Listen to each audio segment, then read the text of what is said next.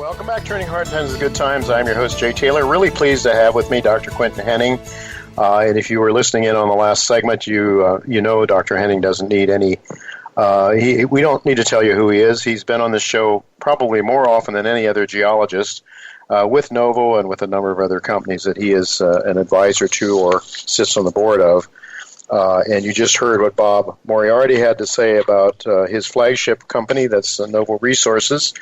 So we want to hear what Dr. Hennigh has to say about what Bob has to say, and also find out what Dr. Hennigh's thoughts are about the future for Novo. Thanks for joining me again, Quinton. Absolutely, Jay. It's always good to have you. You heard what your good friend Bob Moriarty had to say. Any comments? Yeah, look, my favorite part is talking about our team. I can't tell you how grateful I am every day I wake up. I got a really, really good team led by Rob and Ronan down in Australia, and that's what it takes to make things like this a success. I'm a geologist. I know what my skills are. I know what my strengths are. I know what my weaknesses are. I don't do production. That's entirely out of my bailiwick. But I recognized about 4 years ago that we needed to head in this direction. And, without taking time to describe all the ups and downs and sideways that we've been through, we kept our head down, and Rob built the team that we needed, and now we've reached the goal of 4 gold bars. Indeed, you have, and I don't know how much you can tell us about how that has proceeded. It seems to have gone, as Bob was saying, very smoothly. More often than not, I've seen startup operations and they run into all kinds of hiccups. I mean, that may still be the case for all I know, but what are your thoughts about how things are going so far? Things have gone very smoothly. Look, Chris Martin, who is our general manager, he's done a fantastic job making sure that we overcame some of the initial little hurdles that we had. We had a 500-year rain event shortly before Christmas. That set us back a couple weeks. But I remember the guys telling me they would have our first bar, a 400-ounce bar, poured by February 16th, and they poured that thing. I believe it was probably around 9 or 10 in the evening on February 16th. They pulled it exactly like they said. So, I mean, it speaks volumes about the tenacity of our team. Look, from this point forward, we're developing the mine in earnest, meaning we have a mine plan, we have a design, we have a schedule for how we develop it. We are working in the back area right now. The area is actually going to become the designated waste dump site over time. So what we're doing is effectively mining the back end of the deposit first, a little bit lower grade, but it kind of helps the team cut their teeth. There's 1 or 2 reefs out in that area that they mine, and they're basically flattening that area off so that they can then use it for tailings disposal. As they move over to the east around the Grants Hill area and start mining there, we'll start pulling in some of the higher grade material.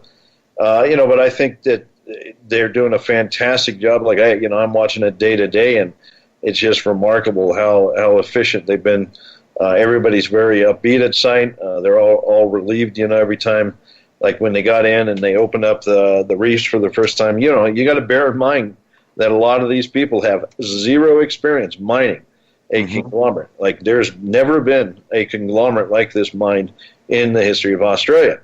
These guys are used to working in the eastern goldfields where, you're dealing with lode deposits that are near vertical, and they're usually, quite visually, discernible in the mine environment. This is a little different. You're mining flat pancakes, and you don't know you're in them until you've dug down through them effectively. So, but they seem to have tuned their eye into it, and they're mining more and more efficiently. We anticipate ramping up over the next few weeks, maybe a couple of 2-3 months, to get to a steady state of mining and throughput through the mill. I think it's all systems go from here. The rainy season, which has been a challenge. Like there was even rain the day we poured the gold bar. We had to fly a guy in from Newman just to fix the furnace. But we that rain dies away, say about late March or so, and hopefully no more cyclones come roaring through. That would be, always be unpleasant. But I think if we can evade that, then we're in very, very good position. The one thing the rain has done is it filled all the pits, which means we have lots and lots of water for processing. Yeah. Well, yeah, either too much water or not enough, as Bob said, through much of the area there. But as Bob alluded to, you have made some provisions for a lack of water, especially out at Carafa and Egina.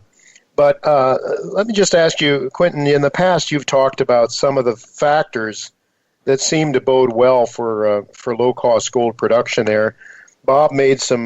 Bob is free, of course. He's not speaking for the company, so he's free to give his own opinions, talking about his own views, and he underscored the idea that this was his own view. $860 to $900 cost, 125,000 to 150,000 ounces a year of production, and he talked about dividends. I don't know how much of any of that you can verify, perhaps none of it, because it needs to be officially endorsed by the board and so forth, but maybe some thoughts along those lines about the factors that might bode well for low-cost gold production at Beatons Creek? Yeah, look, I cannot speak to a lot of those numbers in detail right now, but what I can tell you is that we've been working in parallel with starting the mine up. We've been working on the PEA that will be delivered here within the next couple of weeks. Mm-hmm. The PEA will give a lot of that information that you just talked about. Really for the first time. I mean, this is the first time we've been able to present any form of economics around the deposit. And it's all because we did acquire the mill, and we now have a means of processing material. Okay, mm-hmm. The key here for people is to understand that PEA will set the bar, hopefully at a reasonable level that we can easily jump across. In other words, you don't want to set the bar too high like Bob usually does, and then try to jump way up over the top of it. You set the bar at a reasonable level, and you make sure you get across. I think we can pull it off, and once those numbers are out, I'll be happy to come back on and talk about those in detail. Oh, I really look forward to that. No question about it. What about the future? You have a lot of things at Beatons Creek. I mean, we're looking into the future at Carafa and Egina, but what can you tell us about Beatons Creek? You do have a resource there. Yeah. You have a resource. I mean, as Bob pointed out, it's more conventional project than the other two that are in your scope. But you do have a resource, and what is that resource, and what can you tell us about that? Okay, look, the resource is about 900,000 ounces in aggregate. It's about half indicated, half inferred, and that's a subject of the PEA. It's conventional in the sense that the gold particles are somewhat finer, and therefore we're able to define a resource on the conglomerates of Beatons Creek. When you get over to Carafa, the nuggets are considerably coarser, and the tonnage that's needed to bulk sample it is kind of off the chart, really. But at Beatons Creek, we've been able to do the sufficient work to define that resource. And what people should expect out of Beatons Creek is this. We're going to take the core of the resource, basically the near-surface material. This includes oxide and fresh. And they're both non-refractory. They basically are easy to treat. They're high. And we're going to start mining. And then as we mine down, we gather more information. So as you mine down these units, these beds, you get more and more familiar with things, and therefore that data can then feed into yet further expansion of the resource ahead of you. Okay, so we know there's beds way out there in the basin. We've drilled down and we've hit them. We know there's gold in them, but until we get the mining front advanced more closely to that position, we can't really convert that. But I think it's like the Witwatersrand. I'm not saying that we can say the size is going to be 1 billion ounces or something, but what I can tell you is the beds are very predictable. Okay, so as you mine them, they keep going and going and going and going.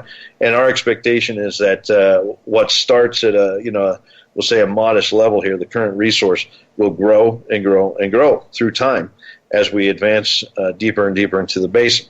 My vision, I'd say 20 years from now, I truly hope that people are mining the main reefs that we have, like the M1 reef, for example, way out in the basin. There's an underground mine there 20 years from now, and people are saying, "Wow, this truly was a very vast gold deposit." But you got to start somewhere, and that's what we're doing. That's the approach we're using. All right, we got 30 seconds left yet, Quinton. Just I guess you got a PEA. Talk to us about what are the news items that people should be watching for over the next, say, 6 months or so. Okay, over the next 6 months, as we ramp up, get to steady state, we'll talk about the production that we're seeing, the success we've had with mining this thing. We'll start talking about the new areas that we're going to start mining, like Grants Hill and so forth. We're also going to talk about exploration around Beatons Creek. We've actually geared up quite a bit of work in that regard. We're also exploring in the Mosquito Creek Basin. But the other thing to watch is Karratha. Okay, Karratha, we're going to start that trial mine and trial sorting exercise in a couple of months once the weather improves. And we're then going to hopefully bootstrap that into a mine that can produce a concentrate that can be shipped to Nullagine. And then Egina. Look, the situation at Egina, we're waiting on assays that were delayed because we have to do this grade control drilling at Beatons. But once we get that under control, we can then start expanding the bulk sampling and hopefully do test mining there. These are all big steps to making a bigger and bigger company. All right. Well, we'll certainly be watching and look forward to talking to you in the future about some of these developments as they occur. Thank you so much for being with us today, Quinton. Remarkable story, and all the best to you and yours and your team over there in Australia.